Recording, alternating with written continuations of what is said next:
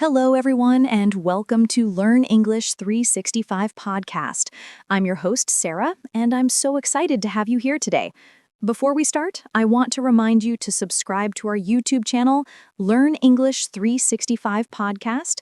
We publish daily episodes to help you improve your English while learning about fascinating people and their professions. Make sure to hit that subscribe button and turn on notifications so you never miss an episode. We have new content every single day, covering different topics, different professions, and different life stories.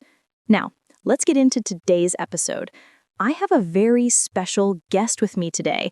His name is Mike, and he has been working as a taxi driver in London for 25 years.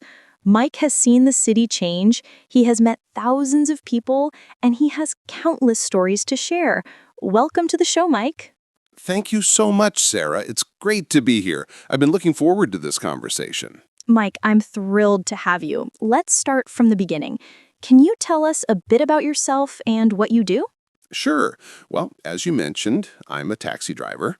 I've been doing this job for 25 years now, which feels incredible when I say it out loud. I drive a traditional black cab in London, and my job is to take people from one place to another safely and efficiently. But it's so much more than just driving.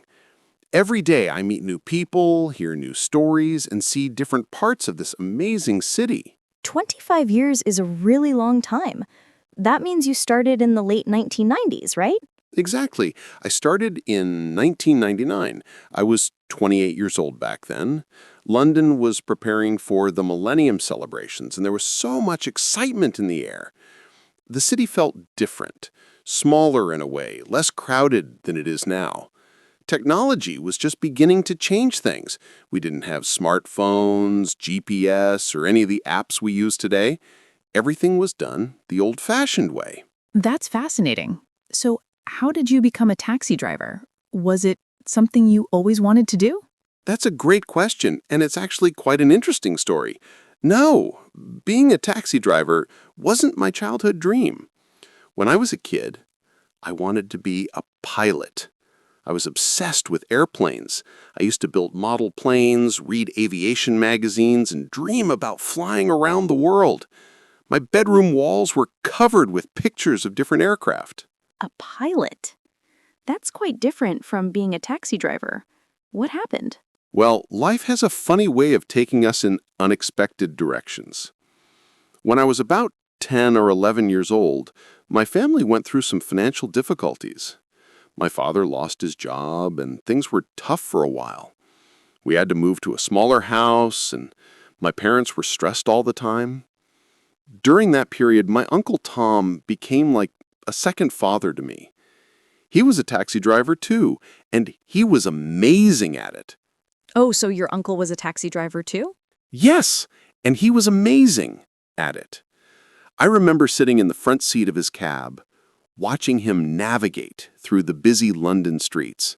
He knew every shortcut, every back road, every tiny alley. He would tell me stories about the people he met, businessmen rushing to important meetings, tourists seeing the city for the first time, elderly people going to visit their grandchildren. He made every journey sound like an adventure. That sounds wonderful. Did those experiences influence your decision to become a taxi driver? Absolutely, but not immediately. After finishing school, I tried different jobs. I worked in a restaurant. I worked in a warehouse. I even tried office work for a while, but nothing felt right. I was 27 years old and felt lost. One day, I was having coffee with my Uncle Tom, and he asked me what I really wanted from life. I told him I wanted freedom, I wanted to meet people, and I wanted to feel like I was doing something meaningful. He looked at me and said, "Mike, you should become a taxi driver." And that changed everything? It did. At first, I wasn't sure. I thought, is this really what I want to do with my life? But my uncle explained that being a taxi driver isn't just about driving a car. It's about being part of the city's heartbeat. You help people get to job interviews, to hospitals, to weddings, to funerals. You're there for important moments in their lives. That conversation changed my perspective completely. So you decided to pursue it. What was the process like? In London, becoming a taxi driver is not easy at all. You have to pass something called the knowledge. It's one of the most difficult tests in the world. You need to memorize over 25,000 streets and thousands of landmarks, hotels, theaters, clubs, and other locations. It took me 3 years of intensive study to pass the test. 3 years? That's incredible dedication. It was challenging, but it was also exciting. I would ride around London on my moped with a map attached to the front, learning routes and street names. Rain or shine, I was out there studying. My friends thought I was crazy, but I was determined. When I finally passed the test in 1999, it was one of the proudest moments of my life. I can imagine. So tell us, what does a typical day look like for you? Well, there's no such thing as a truly typical day in this job, which is part of what I love about it. But I can describe my general routine. I usually wake up around 6 a.m., I have breakfast with my wife, check the news, and then I'm out the door by 7. I start my shift around 7:30 a.m. The morning is usually busy with people going to work, students heading to university, and tourists starting their day. What are the morning rides usually like? Morning passengers are interesting. Business people are usually in a hurry and quite stressed. They're checking their phones, making calls, reviewing presentations. I try to get them to their destination as quickly as possible. Then you have the tourists, who are excited and full of energy, asking questions about London, wanting to know the best places to visit. I love helping them plan their day. Do you take breaks during the day? Yes, definitely. Around noon, I usually take a break. I have my lunch, often just a sandwich and some coffee, and I catch up with other taxi drivers. We have spots around the city where we meet up, share stories, complain about traffic, and just chat. These friendships are important. We understand each other's challenges. That sounds nice. And then you continue in the afternoon? Right. The afternoon is usually a bit quieter, which gives me time to think and observe the city. I might drive around looking for passengers, or I'll park at a taxi rank and wait. Late afternoon gets busy again with people finishing work. Then the evening shift begins, which is completely different from daytime. How is the evening different? The evening is when London really comes alive. People are going out for dinner, heading to theaters, going to concerts or clubs. The atmosphere is more relaxed and fun. You get groups of friends celebrating birthdays, couples on dates, people dressed up for special occasions. The conversations are different too, more personal, more open. Sometimes people have had a few drinks and they become very talkative. I bet you hear some interesting conversations. What time do you usually finish? I try to finish around 7 or 8 p.m., but it depends. If it's a Friday or Saturday night, I might work later because that's when you can make good money. But I also need the balance work with my personal life. I have a family, and I want to spend time with them too. That's important. Now, let's talk about the enjoyable moments in your job. What do you love most about being a taxi driver? Oh, there are so many things I love about this job. First of all, I love the freedom. I'm my own boss in many ways. I decide when to start, when to finish, which areas of the city to work in. I'm not stuck in an office staring at a computer screen all day. I'm out in the world, moving, seeing things, experiencing life. Freedom is definitely valuable. What else do you enjoy? The people. This is probably my favorite aspect of the job. Every passenger is different, and every conversation is unique. I've met people from literally every corner of the world. I've had celebrities in my cab, actors, musicians, politicians. I've had ordinary people with extraordinary stories. I've had conversations that made me laugh until my sides hurt, and I've had conversations that made me think deeply about life. Can you share some memorable passenger experiences? Oh, absolutely. There are so many. Let me tell you about one of my favorite memories. It was about 15 years ago around Christmas time. I picked up an elderly gentleman from a hospital. He had just been discharged after a heart surgery, and he was going home. He was quiet at first, just looking out the window. Then he started talking. He told me he was 82 years old and had lived in London his entire life. He'd been a teacher for 40 years. That must have been an interesting conversation. It was beautiful. He started pointing out places as we drove, like, that's where I proposed to my wife. That's the school where I taught for 30 years. That's the park where my children used to play. He was basically giving me a tour of his life through the streets of London. When we arrived at his house, his family was waiting outside. His wife, his children, his grandchildren, they all came rushing out to greet him. There were tears, hugs, laughter. He turned to me and said, "Thank you for bringing me home, young man." I got emotional, I have to admit. That's such a touching story. It must feel good to be part of these important moments. It really does. Another memorable experience was when I picked up a young woman who had just gotten a job offer. She was on the phone in my cab, and I heard her say, "Yes, yes, I accept." She was so happy she was almost crying. After she hung up, she told me it was her dream job at a major company, and she had been trying to get it for 2 years. We celebrated together right there in the cab. I was genuinely happy for her. These stories are wonderful. Have you had any funny experiences? Oh, tons of funny moments. Once I picked up a man who was clearly lost. He gave me an address, and I started driving.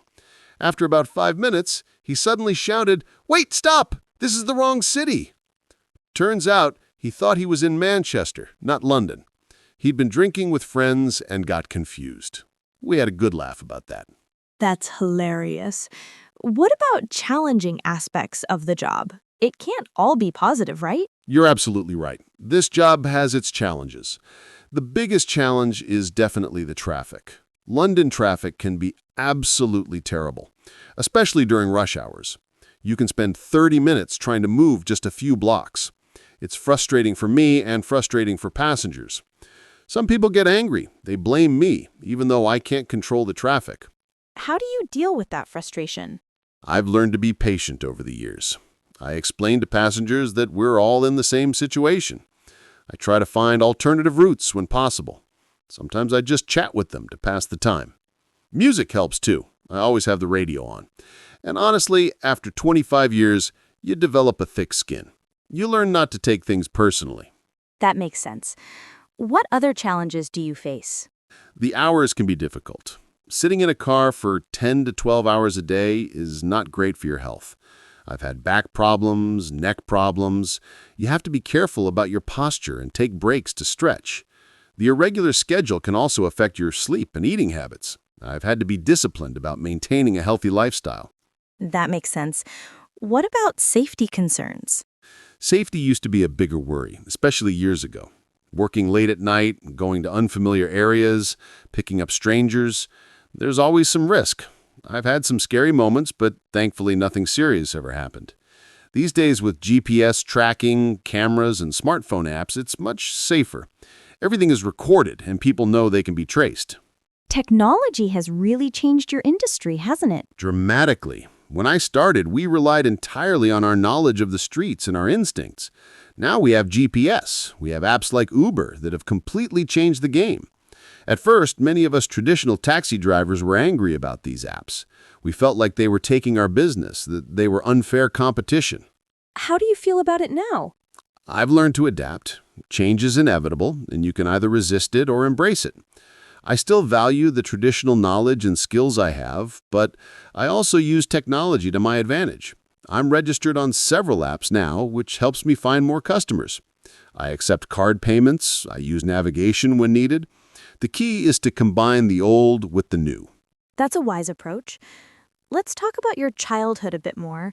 You mentioned wanting to be a pilot. What were you like as a child? I was a curious and energetic kid. I loved exploring, asking questions, taking things apart to see how they worked. My mother used to say I could never sit still. I was always building something or imagining some adventure. I read a lot of books, adventure stories, science fiction, anything that took me to different worlds. Did you have any favorite memories from your childhood? Many. One of my favorite memories is from when I was about 8 years old. My father took me to see the Concorde supersonic jet at an air show. It was magnificent, this sleek, beautiful aircraft that could fly faster than the sound of sound. I was absolutely mesmerized. I remember thinking, one day I'm going to fly one of those. Of course, that didn't happen, but the sense of wonder I felt that day has stayed with me. That's beautiful. Do you think that sense of wonder influences how you do your job now? Actually, yes. I never thought about it that way, but you're right. When I drive tourists around London, I try to show them the city through the eyes of someone seeing it for the first time. I point out interesting buildings. I tell them historical facts. I show them hidden gems that most tourists never see. In a way, I'm giving them the same sense of wonder I felt as a child. That's a lovely connection. Tell me, Mike, what do you think makes a good taxi driver? That's an excellent question. I think there are several qualities that make a good taxi driver. First, you need to know your city inside and out. Not just the main streets, but the back streets, the shortcuts, the areas to avoid at certain times. This knowledge comes from experience and study. What else is important? People skills are crucial. You need to be able to read people, to know when someone wants to chat and when they want silence. You need to be respectful, friendly, and professional. You're basically a host in your own moving living room. Making people feel comfortable and safe is essential. That makes sense. Any other qualities? Patience, definitely. You need patience for traffic, for difficult customers, for long days. You also need to be reliable and trustworthy. People are entrusting you with their safety and their time. You need to be honest about fares, honest about routes, honest in all your dealings. And finally, you need to genuinely enjoy what you do. If you see this job as just a way to make money, you'll burn out quickly. But if you see it as an opportunity to be part of people's lives and part of the city's story, it becomes fulfilling. Those are wonderful insights. How has the job changed over the 25 years you've been doing it? Oh, it's changed enormously. When I started, everything was analog. We had a radio system to communicate with dispatchers, but mostly we just drove around looking for people who were hailing cabs. Payment was almost always cash. There were no cameras in the cabs, no GPS tracking. It was a simpler time in some ways, but also more challenging. What's better now compared to before? Safety is definitely better, as I mentioned. The technology makes everything more secure for both drivers and passengers. Payment options are better too. Now people can pay with cards, apps, contactless payments.